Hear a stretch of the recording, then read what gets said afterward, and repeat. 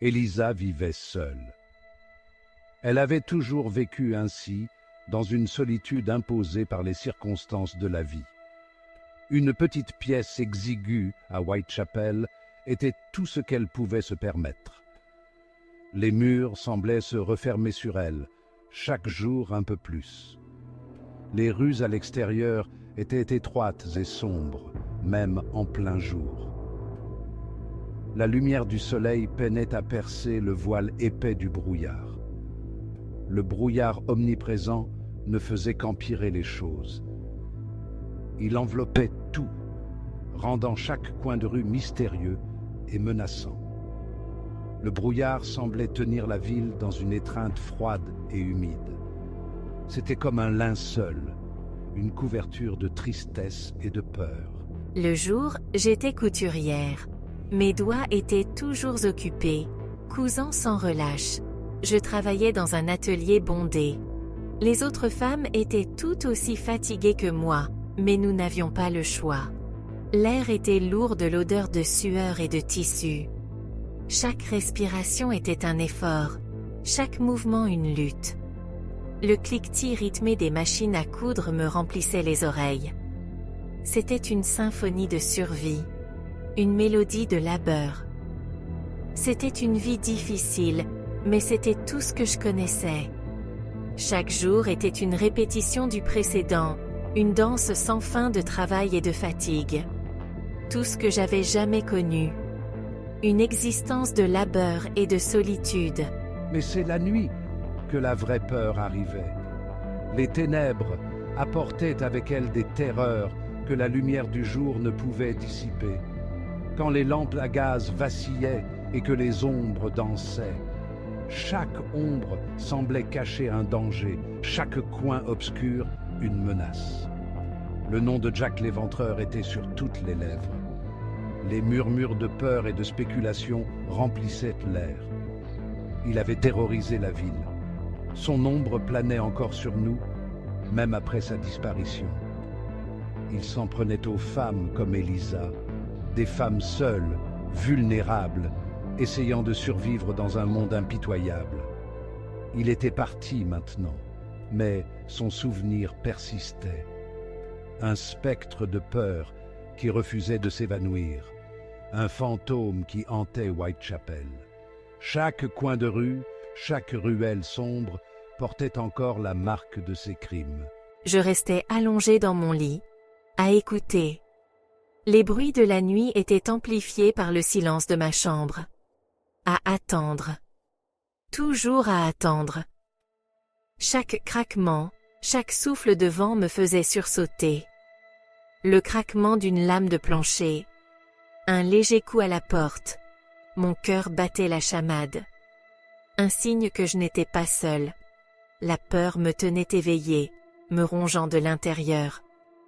Le sommeil n'offrait que peu de réconfort. Chaque nuit était une bataille contre mes propres démons. Mes rêves étaient hantés par les mêmes peurs qui me rongeaient pendant mes heures de veille. Des cauchemars sans fin, des visions de terreur. Les rues sombres et étroites de Whitechapel étaient enveloppées de brouillard. Chaque pas résonnait comme un écho de solitude. Une femme seule marchait rapidement, la tête baissée. Elle fuyait les ombres, les souvenirs, et la peur qui ne la quittait jamais. Les jours raccourcissaient, les nuits s'allongeaient. Chaque crépuscule semblait plus sombre que le précédent, enveloppant la ville dans une obscurité presque palpable. L'automne s'abattait sur Londres. Un froid s'installait au plus profond des os d'Élisa.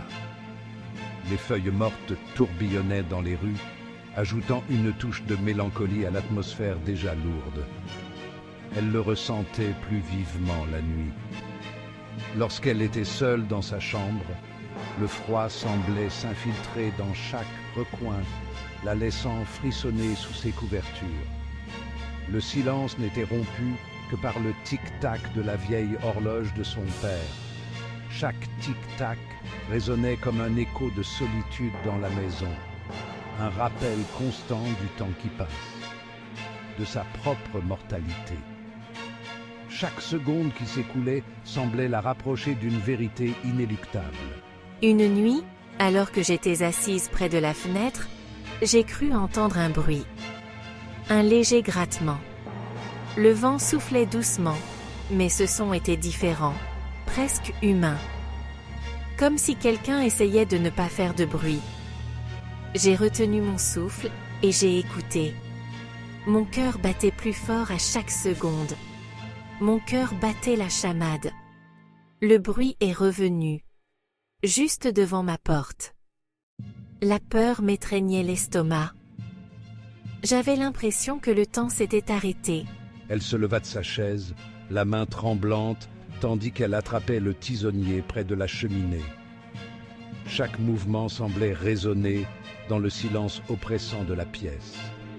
Il était froid et lourd dans sa main, un maigre réconfort contre une terreur inconnue. Elle serra le tisonnier plus fort, espérant y puiser un peu de courage. Elle se dirigea vers la porte, chaque pas résonnant dans le silence. Le plancher craquait sous ses pieds, ajoutant à l'atmosphère tendue. Je me tenais devant ma porte, le tisonnier à la main, le visage éclairé par une bougie vacillante. La lumière dansait sur les murs, créant des ombres inquiétantes. J'étais prête à affronter ce qui se trouvait de l'autre côté, même si la peur me paralysait. Cette nuit-là, le sommeil ne vint pas facilement. Et lorsqu'il arriva, il fut rempli d'images troublantes. Elle se retrouva dans un labyrinthe de ruelles tortueuses. Le brouillard était épais comme de la fumée, lui coupant le souffle.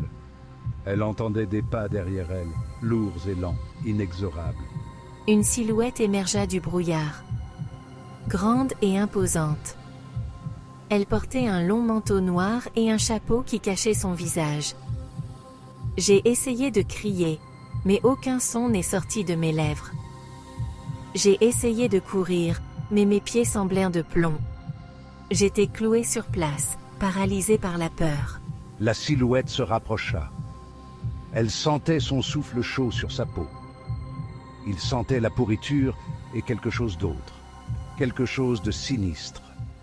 Il tendit une main gantée et son contact lui envoya une décharge de terreur. Sinistre whisper, Eliza.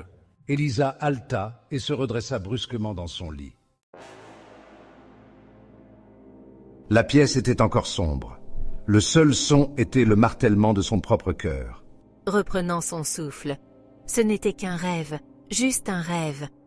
Mais alors qu'elle faisait basculer ses jambes sur le côté du lit, sa main heurta quelque chose de rugueux sur le plancher en bois. Elle se figea, son sang ne fit qu'un tour. Se penchant, elle tâtonna le sol jusqu'à ce que ses doigts se referment autour d'un petit objet pointu, un éclat de métal. Eliza le rapprocha de la faible lumière qui filtrait par la fenêtre. C'était un morceau de lame de couteau, dentelé et tranchant. La voix tremblante. Ce n'était pas un rêve. Quelqu'un avait été devant ma porte. Quelqu'un avec un couteau. La panique s'empara d'Eliza. Il fallait qu'elle parte. Son cœur battait la chamade, chaque battement résonnant dans ses oreilles comme un tambour de guerre. Elle savait que rester ici signifiait sa perte. Elle ne pouvait pas rester ici. Les murs de sa chambre semblaient se refermer sur elle, chaque ombre devenant une menace potentielle. Pas une nuit de plus. Les nuits étaient devenues des épreuves interminables, chaque bruit la faisant sursauter. Pas tant que cette chose était dehors. Une présence sinistre qui rôdait, invisible mais palpable, la terrifiait. Frénétiquement, je dois partir, maintenant. Elle ne pouvait plus attendre, chaque seconde comptait. Elle jeta quelques maigres possessions dans un sac et s'enfuit dans l'obscurité de l'aube naissante. Le sac était léger, mais son cœur était lourd de peur et d'incertitude. Les rues de Whitechapel étaient désertes. Le brouillard matinal enveloppait tout, rendant chaque pas incertain. Le seul son était l'écho de ses propres pas. Chaque résonance semblait amplifier sa solitude, et sa vulnérabilité. Elle ne savait pas où elle allait. Chaque coin de rue était un mystère, chaque tournant une nouvelle angoisse. Elle savait juste qu'elle devait continuer à avancer, loin de sa chambre, loin de ce cauchemar éveillé, loin de la terreur qui se cachait dans l'ombre. Les ruelles sombres semblaient abriter des secrets inavouables. Mais peu importe la vitesse à laquelle elle marchait, elle ne pouvait se débarrasser de l'impression d'être observée. Chaque ombre semblait prendre vie, chaque souffle de vent portait un murmure inquiétant. Que quelqu'un ou quelque chose la suivait. Une présence invisible mais oppressante, comme un prédateur traquant sa proie. Murmurant pour elle-même. Continue d'avancer. Continue simplement d'avancer. Elle se répétait ces mots comme un mantra, une lueur d'espoir dans l'obscurité.